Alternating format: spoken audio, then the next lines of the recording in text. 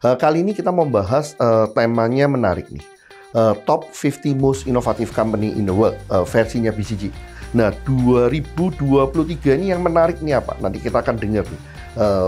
Buat saya yang paling menarik beritanya itu adalah pertama kalinya ya, setelah cukup lama, kali ini ada 5 perusahaan energi yang masuk dalam top 50. Itu nanti kita akan bahas lebih lanjut ya.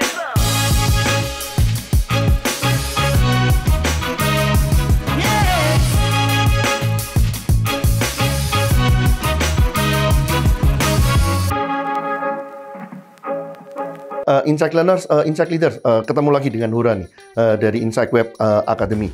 Thank you untuk semua kontribusinya sejauh ini di mengikuti video-video kita di channel YouTube kita Reka Baru ya. Semoga dengan mengikuti video-video itu dapat belajar sesuatu lah, dapat tambahan ilmu dan dapat insight baru. Kali ini kita mau bahas temanya menarik nih. Top 50 Most Innovative Company in the World, versinya BCG.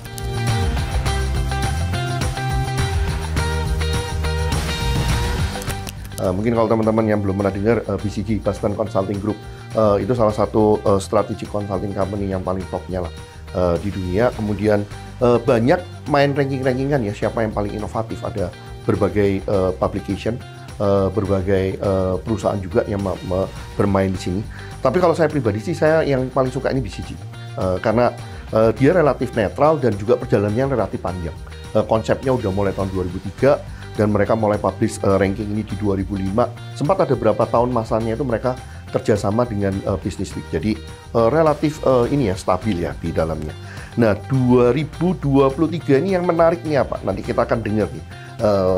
Buat saya yang paling menarik beritanya itu adalah pertama kalinya ya, setelah cukup lama, kali ini ada 5 perusahaan energi yang masuk dalam top 50. Itu nanti kita akan bahas lebih lanjut ya.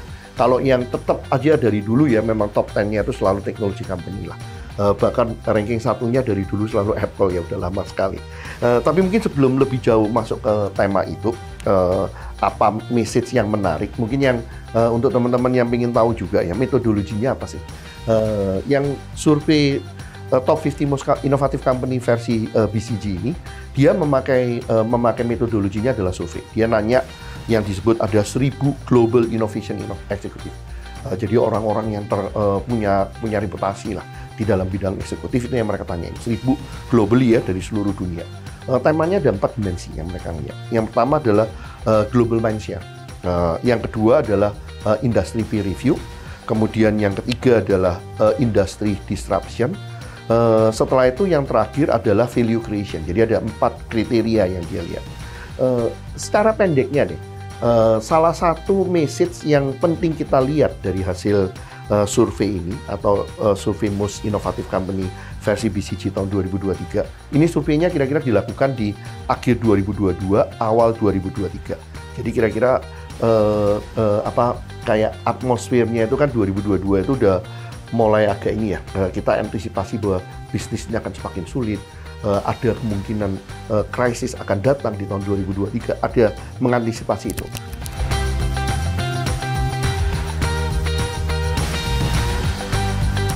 Tapi tetap dari survei dibilangnya bahwa 80% perusahaan tetap merasa bahwa inovasi itu adalah salah satu yang akan mereka kedepankan, prioritaskan.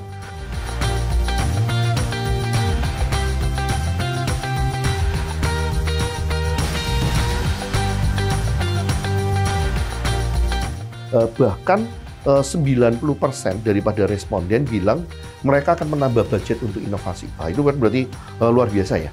Di saat kita mengantisipasi adanya krisis, 1000 global eksekutif ini malah bilangnya kita akan meningkatkan nih budget inovasinya. Mungkin kalau teman-teman masih ingat di video kita satunya yang kita bicara tentang Global Innovation Index, tren ini juga sama ya.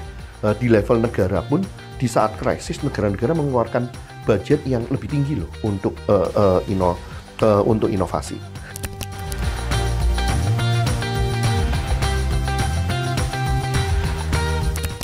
Oke, highlight-nya dari 50, tadi saya sudah sempat sebut.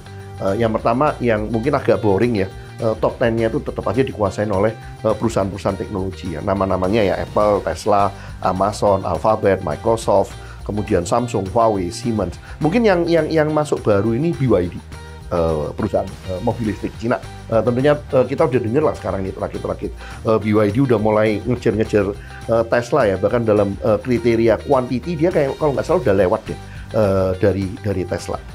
Oke, ada dua jadi mobil listriknya ya. Nomor 2 itu kan Tesla di sininya. Tapi yang menarik itu lebih pada ini. Yang pertama adalah pertama kali nih perusahaan Timur Tengah bisa masuk ke dalam jajaran top 50 oleh Saudi Aramco. Jadi perusahaan oil and gas. Kemudian kita juga melihat top gainers-nya. Jadi gainer dan loser-nya itu angka-angkanya cukup gede tuh. Kayak Siemens itu naik 10 ranking, GNG naik 15, 3M itu salah satu favorit saya sebagai most innovative company in the world, itu naik 18 ranking tuh. Nestle naik 22. Tapi yang turun juga langsung jamnya tuh lumayan gede. Sony minus 22, Dell minus 24, Walmart minus 32, Lenovo minus 24. Jadi tanda undang, kalau yang naik, kalau yang turun ya di dalam report yang kali ini kita lihat.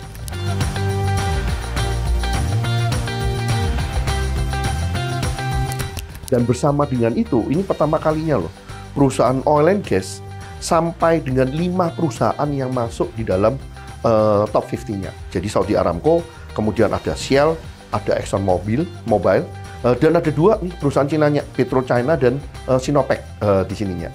Nah ini kan BCG sendiri menginterpretasikan pentingnya tema ini ya, klima ya. Kemudian pentingnya mungkin tema juga zero emission. Tapi ini juga menggarisbawahin kan mungkin ini ya, effort untuk integrasi daripada perubahan energi, new and renewable. Mungkin sekarang udah mulai lebih terlihat kayak gerakan-gerakan atau hasilnya ya. Jadi lebih visible gitu gerakan-gerakan inovasi yang dilakukan oleh perusahaan-perusahaan energi ini di sininya. Karena terakhir perusahaan-perusahaan migas itu pernah mendudukin peringkat inovasi itu di tahun 2009. Waktu itu adalah Reliance Industry, Iberdrola, ExxonMobil dan Shell. Yang mana sekarang kan agak beda ya di dalamnya ini. Kemudian kalau dalam sektor teknologi, mungkin ada beberapa data nih yang menarik kalau kita lihat. Yang pertama adalah Apple itu 18 tahun loh, ranking 1. Padahal kalau saya sebagai penggemar Apple ya, saya selalu bilang, wah ini tahun-tahun terakhir ini Apple kan produknya makin boring ya. Kita ngelihat iPhone 15 yang sekarang keluar, bandingin iPhone 14, bandingin iPhone 13, perbedaannya kan nggak terlalu kelihatan ya, nggak jelas. Tapi tetap dia ceritanya tetap lebih inovatif daripada yang lainnya ya. Kemudian kalau kita ngomong di dalam tech, itu ada Big Four-nya ya, Apple, Samsung, Microsoft, dan Google, itu dia mendominasi loh di top 10-nya di 10 tahun terakhir ini. Google yang kelihatan banyak inovasinya, ternyata hanya pernah 1 kali ya, di tahun 2019, menjadi nomor 1 di sini.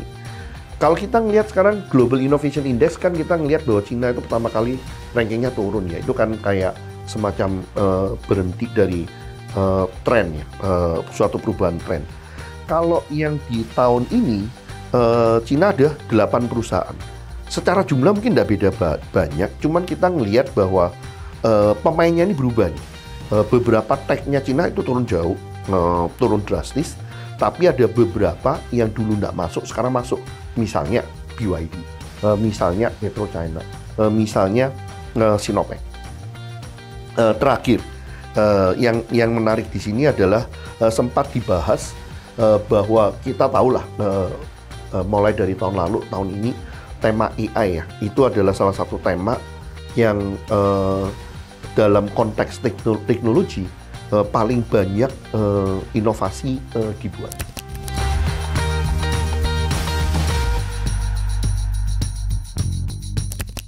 Nah, kalau kita melihat dari sini, message-nya untuk kita apa di sininya?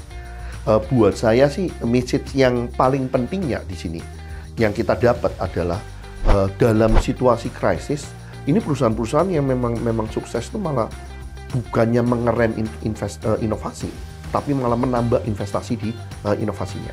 Kemudian yang kedua buat saya yang paling menarik adalah tema klima, tema zero carbon, itu kayaknya memang membutuhkan suatu terobosan-terobosan.